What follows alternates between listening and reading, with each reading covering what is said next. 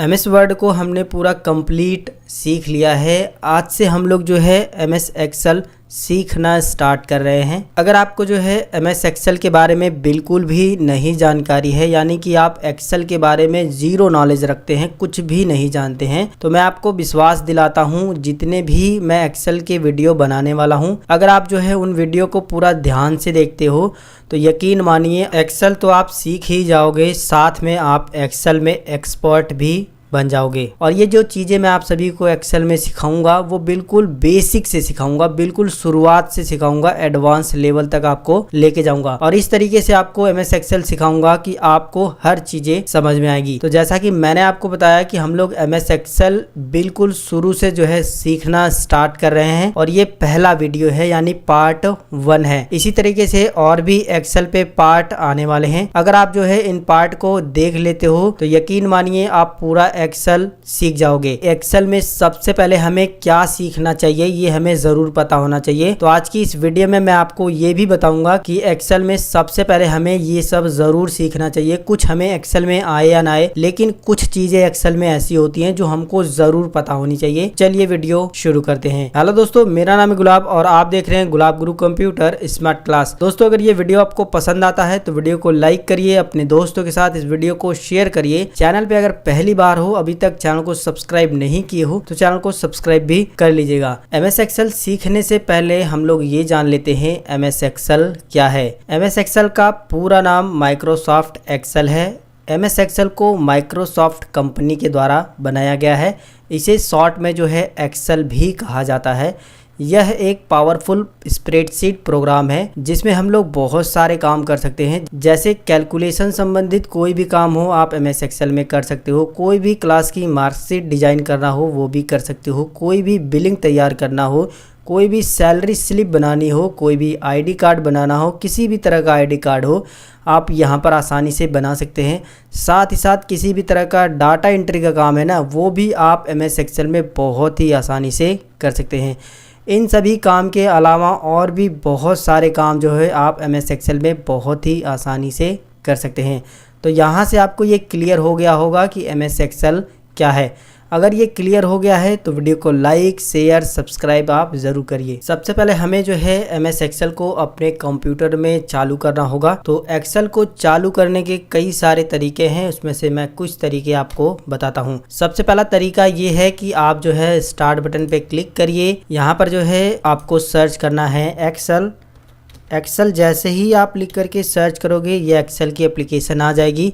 आप जो है इस पर क्लिक करके इसको जो है ओपन कर सकते हो। दूसरा तरीका ये है कि आप स्टार्ट बटन पे क्लिक करिए, यहाँ पर ऑल ऐप्स पे जाइए, यहाँ पर आपको जो है एक्सेल की एप्लीकेशन मिल जाएगी। आप इस पर भी क्लिक करके इसे ओपन कर सकते हो। तीसरा तरीका ये है कि आप इस पर क्लिक करिए और यहाँ पर जो भी आप प्रोग्राम को यहाँ पर पिन किए रहोगे, यहाँ पर आपको माइक्रोसॉफ्ट एक्सेल भी मिल जाएगा। आप इस पर बस क्लिक करिए, एक्सेल चालू हो जाएगा। तीसरा तरीका ये है कि आप राइट बटन क्लिक कीजिए अपने डेस्कटॉप पे और यहाँ पर न्यू पे जाइए और यहाँ पर जो है आप देखोगे माइक्रोसॉफ्ट एक्सेल का वर्कशीट लिखा हुआ है, इस पर क्लिक करिए। इस तरीके से एक शॉर्टकट बन जाएगा, आप इस पर डबल क्लिक करिए, एक्सेल चालू हो जाएगा। अगला तरीका ये है कि आपको जो है विंडोज के साथ R बटन दबाना है और ये जो रन कमांड खुलती है इसके अंदर आपको टाइप करना है एक्सेल। एक्सेल की स्पेलिंग बिल्कुल भी गलत नहीं होनी चाहिए। MS एक्सेल नहीं लिखना है, सिर्फ एक्सेल ही लिखना है। ये स्पेलिंग आप देख लीजिए। एक्सेल लिखने के बाद आप इसे ओके करिए, एक्सेल खुल जाएगा। तो इन तरीकों से जो है आप MS एक्सेल को चालू कर सकते हैं। अब बात करते हैं MS एक्सेल के परिचय के बारे में कि किस पोजीशन को क्या बोला जाता है। तो आपको सबसे ऊपर की साइड में ये मिल जाता है ऑफिस बटन। ये जो है बिल्कुल MS वर्ड में जो बटन है उनसे जो है मिलते जुलते हैं। तो MS वर्ड का अगर आपने वीडियो देखा होगा तो इन सभी बटन्स के बारे में आपको जानकारी जरूर पता होगी, लेकिन यहाँ पर भी मैं आपको इन सभी के बारे में बता देता हूँ। इस पर क्लिक करके आप एक नया डॉक्यूमेंट यहाँ पर अपने MS एक्सेल में ला सकते हैं। इस पर क्लिक करके अगर पहले से अपने कोई MS एक्सेल में फाइल को बना करके सेव किया है तो उसे ओपन कर सकते हैं। इस पर क्लिक करके आप अपनी MS एक्सेल की फ़ाइल को सेव कर सकते हैं। इस पर क्लिक करके आप अपनी MS एक्सेल की फ़ाइल को किसी दूसरे फॉर्मेट पे या फिर किसी दूसरी जगह पर दूसरे नाम से सेव कर सकते हैं। इस पर क्लिक करके आप अपने MS एक्सेल की फ़ाइल को प्रिंट कर सकते हैं, प्रिंट प्रीव्यू भी देख सकते हैं। इसके बाद इस पर क्लिक करके आप जो है अपने MS एक्सेल की फ़ाइल को प्रिपेयर कर सकते हैं। इस पर क्लिक करके आप अपनी MS एक्सेल की फ़ाइल को डायरेक्ट यहीं से जो है सेंड कर सकते हैं, ईमेल या फिर फैक्स।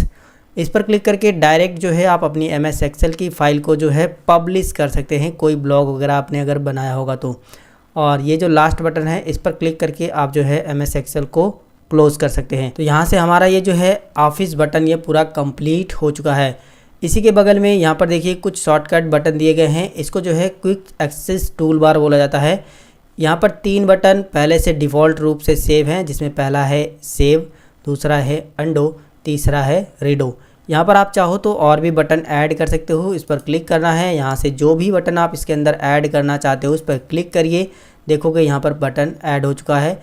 इसके बाद दोबारा से आप इस पर क्लिक करिए, कोई दूसरा बटन ऐड करना चाहते हो तो ऐड हो जाएगा। इसके बाद आप इस पर दोबारा से क्लिक करके यहाँ पर जो है कोई बटन हटाना चाहते हो तो बस उस पर क्लिक कर दीजिए, वो बटन यहाँ से हट जाएगा। क्विक एक्सेस टूल बार से हम कोई भी काम जल्दी से यहाँ पर कर सकते हैं, इसीलिए टूल दिया होता है। और इसी के बगल में ये जो व्हाइट कलर की पट्टी दिख रही है जिसमें माइक्रोसॉफ्ट एक्सेल लिखा हुआ है, इसको जो है टाइटल बार बोला जाता है। और इसी के राइट साइड में यहाँ पर एक मिनिमाइज का बटन है, आप इस पर क्लिक कर दोगे तो MS एक्सेल मिनिमाइज होकर के आपके टास्क बार पे आ जाएगा और आप इस पर क्लिक करके दोबारा से इसे ओपन कर सकते हो।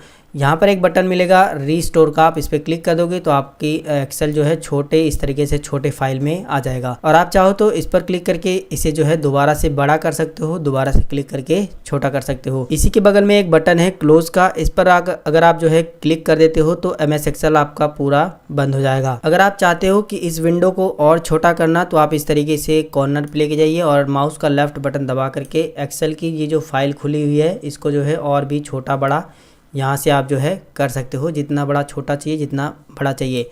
अगर आप जो है इसको छोटा कर देते हो कुछ इस तरीके से और इसको उठा करके यहाँ पर लाना चाहते हो तो आप जो है ये जो टाइटल बार है इसी पर आपको माउस का लेफ्ट बटन क्लिक करके रखना है और इस तरीके से ड्रैग करके यहाँ पर ला करके छोड़ देना है। तो इस तरीके से आप जो है MS एक्सेल की फ़ाइल को इधर उधर भी लेके जा सकते हो।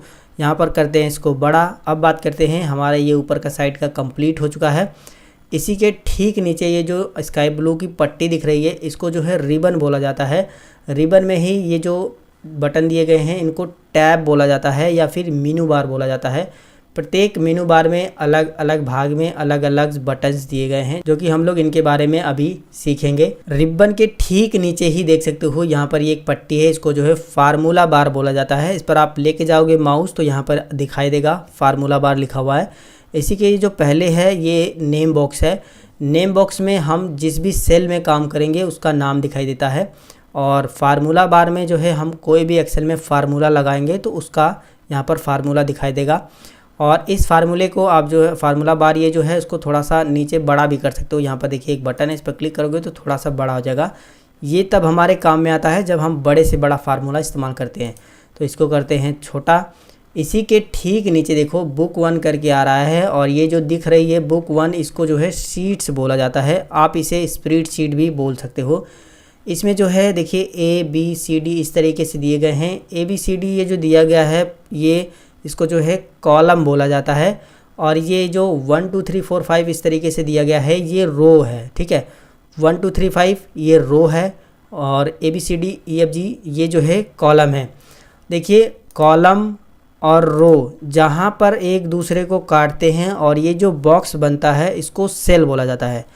कॉलम और रो के कटान बिंदु को जहाँ पर ये बॉक्स जहाँ पर वो लोग एक दूसरे को काटती हैं उसके बाद ये जो बॉक्स बनता है इसको सेल बोला जाता है, ये आपको ध्यान देना है।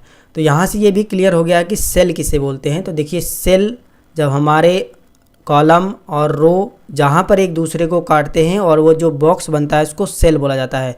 और जहाँ पर भी आप क्लिक करोगे कुछ इस तरीके से ब्लैक ब्लैक आग करके आ रहा है तो ये एक्टिव सेल है, यानी कि जब हम लोग जो है काम करेंगे तो इसी सेल में काम करेंगे, ठीक है।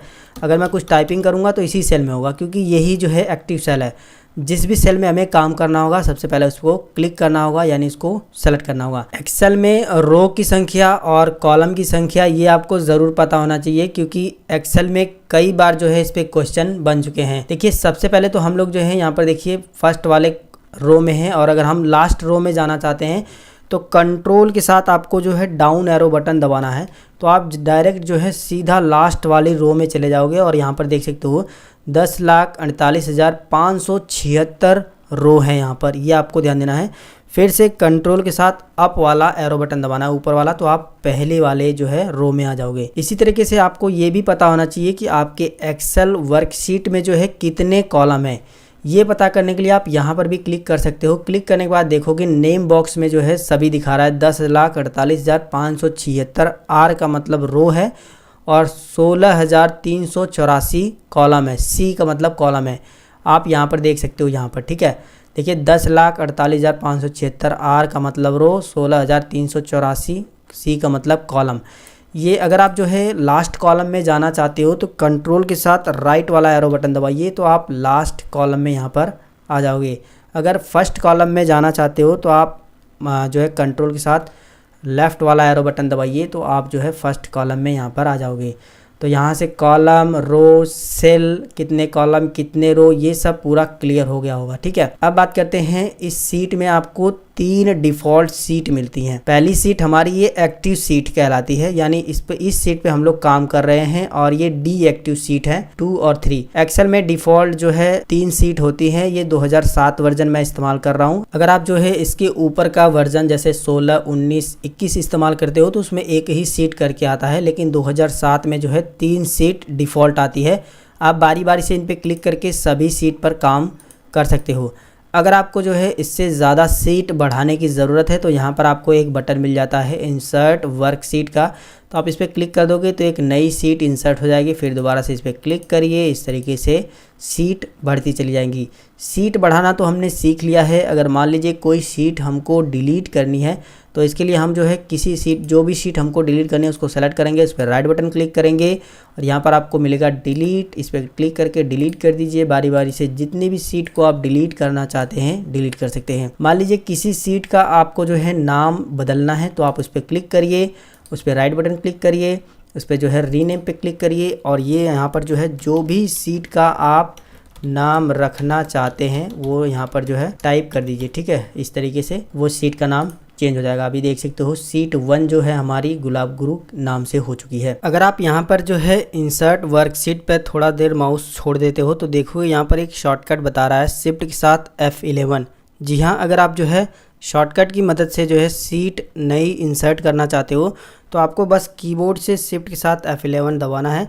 जितनी बार आप दबाओगे उतनी नई सीट आ जाएंगी। बस आपको ये ध्यान देना है कि जब आप शॉर्टकट से सीट इंसर्ट करोगे तो वो आगे की साइड में ऐड होती है। देखिए 8, 9, 10 करके ये आगे की साइड में हो रही है, लेकिन अगर आप इस पर क्लिक करके इंसर्ट करोगे तो ये पीछे की साइड में, मतलब इस साइड में इंसर्ट होती है। तो इस तरीके से आप शॉर्टकट से भी जो है सीट इंसर्ट करा सकते हो। तो इस तरीके से आपने सीट इंसर्ट करना, सीट को डिलीट करना, सीट का नाम चेंज करना, ये सब सीख लिया होगा। देखिए इसी पट्टी में राइट साइड में एक यहाँ पर देखिए इस तरीके से एक बटन है, इसको बोला जाता है स्क्रॉल बार। देखिए ये हॉरिजॉन्टल स्क्रॉल बार है और यहाँ पर देखिए ये एक वर्टिकल स्क्रॉल बार है। ये तब हमारे काम में आता है जब हम सीट में ज़्यादा काम कर रहे हैं तो स्क्रॉल करने के काम में आता है, ऊपर से नीचे जाने में। इसी तरीके से अगर हमको जो है इस साइड में जाना है, मतलब इस साइड में राइट साइड में, तो हम जो है हॉरिजॉन्टल स्क्रॉल बार का इस्तेमाल करेंगे। अगर ऊपर नीचे जाना है तो हम जो है वर्टिकल स्क्रॉल बार का इस्तेमाल करते हैं। और नीचे की साइड में ये जो स्क्रॉल बार है इसी के ठीक नीचे जो है आपको ये जो पट्टी दिखाई दे रही है जिसमें रेडी लिखा हुआ है, इसको जो है स्टेटस बार बोला जाता है, जिसमें यहाँ पर जो है लेआउट पैनल मिलता है आपको, जैसे नॉर्मल, पेज लेआउट और पेज ब्रेक रिव्यूअर। तो ये लेआउट पैनल है और इसी के बगल में जो है जूम करने का ऑप्शन मिलता है, जिस पर आप जो है माइनस पे क्लिक करके सीट को जूम आउट कर सकते हो और प्लस पे क्लिक करके आप जो है जूम इन कर सकते हो। तो जूम इन पे क्लिक करके हम जो है एक्सेल की वर्कशीट को इस तरीके से जूम करके कोई भी काम कर सकते हैं। जैसा कि मैंने आपको बताया कि अगर हमको एक्सेल में काम करना है तो पहले हमें वो सेल सेलेक्ट करने होते हैं जिसमें हमको काम करना होता है। जब हम एक बार माउस से अपने सेल को सेलेक्ट कर लेते हैं तो हम उसमें जो है कुछ भी डाटा टाइप कर देते हैं। डाटा टाइप करने के बाद कुछ भी, जो भी आप इसमें नाम लिख रहे हो, कुछ अंक लिख रहे हो, लिखने के बाद अगर आपको जो है इस सेल से दूसरी सेल में जाना है तो आप जो आपके कीबोर्ड में जो up, down, left, right arrow button होते हैं उनकी हेल्प ली जाती है। अगर आप राइट साइड में जाना चाहते हो तो आप राइट एरो को दबाइए, आप राइट साइड में जाओगे। अगर आप लेफ़्ट साइड में जाना चाहते हो तो लेफ़्ट एरो को दबाइए, लेफ़्ट साइड में जाओगे। अगर आप डाउन मतलब नीचे जाना चाहते हो तो डाउन एरो को दबाइए और ऊपर जाना चाहते हो तो अप एरो को दबा सकते हो। यही काम आप जो है इंटर बटन से भी कर सकते हो। अगर आप नीचे जाना चाहते हो तो इंटर बटन दबाइए नीचे की साइड में, लेकिन अगर आप जो है राइट साइड में जाना चाहते हो तो आपको टैब बटन दबाना है, तो आप राइट साइड में जाओगे। अगर आप पीछे जाना चाहते हो तो आपको शिफ्ट के साथ टैब बटन दबाना है, तो आप पीछे आ जाओगे। यहाँ पर आप एक चीज़ नोटिस कर रहे हो कि जब मैंने इस सेल को सेलेक्ट किया है तो ये D6 में है, तो यहाँ पर भी देखिए नेम बॉक्स में भी दिखा रहा है D6, यानी D वाला हमारा कॉलम है और 6 हमारी रो है। इसी तरीके से अगर आप जिस भी कॉलम रो पर क्लिक करोगे वो नेम बॉक्स में यहाँ पर वो चीज़ नेम उसका पूरा दिखाई देगा कि ये कौन सा कॉलम है और कौन सी रो है। एक्सेल एक बहुत ही समझदार सॉफ्टवेयर है, बस आपको एक्सेल को जो है कुछ भी हिंट देना होता है और वो आराम से समझ जाता है कि क्या करना होता है।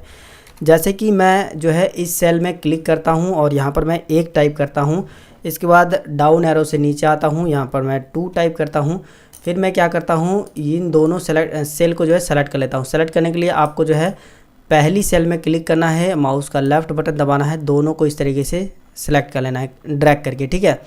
इसके बाद जो है आपको यहाँ पर देखोगे यहाँ पर एक नोड बना हुआ है, इस पर लेके जाओगे तो आपका जो माउस पॉइंटर है कुछ इस तरीके से प्लस जैसा बन जाएगा। अब आपको माउस का लेफ़्ट बटन दबाना है, इस तरीके से ड्रैग करके लेके आना है। एक्सेल अब आप समझ चुका है कि आपको क्या टाइप करना था।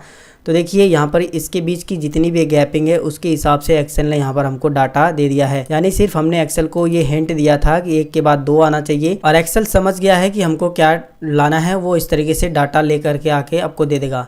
इसी तरीके से अगर आप 2 टाइप करते हो, नीचे की साइड में आने के बाद 4 टाइप कर देते हो, तो एक्सेल आप समझ गया है कि 2 का गैप रखना है। तो आप इस तरीके से जो है दोनों को सेलेक्ट कर लीजिए, माउस का लेफ़्ट बटन दबा के यहाँ पर ला करके कुछ इस तरीके से ड्रैग कर दीजिए। तो एक्सेल देखो भली भांति पूरा प्रॉपर तरीके से एकदम सही 2 का टेबल यानी 2 का पहाड़ा यहाँ पर रख चुका है। इसी तरीके से अगर आप जो है कितने का भी गैप देना चाहो, जैसे मैं यहाँ पर 4 लिख देता हूँ, इसके बाद नीचे आने के बाद मैं जो है यहाँ पर 8 लिख देता हूँ। तो अब एक्सेल समझ चुका है कि 4 का गैप देना है। यहाँ पर आने के बाद जो है हम नीचे की साइड में आएंगे तो यहाँ पर देखिए 4 का भी टेबल तैयार हो चुका है।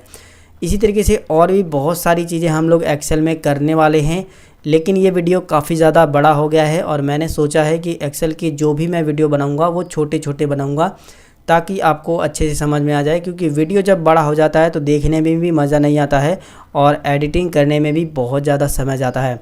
तो आज की वीडियो में बस इतना ही। इस वीडियो में मैंने आपको एक्सेल के पूरे परिचय के बारे में बता दिया है। नेक्स्ट वीडियो में हम लोग बात करेंगे कि एक्सेल में हम लोग काम कैसे करते हैं। आज की वीडियो में बस इतना ही। अगर ये वीडियो आपको पसंद आया है तो वीडियो को लाइक करिए, अपने दोस्तों के साथ इस वीडियो को शेयर करिए।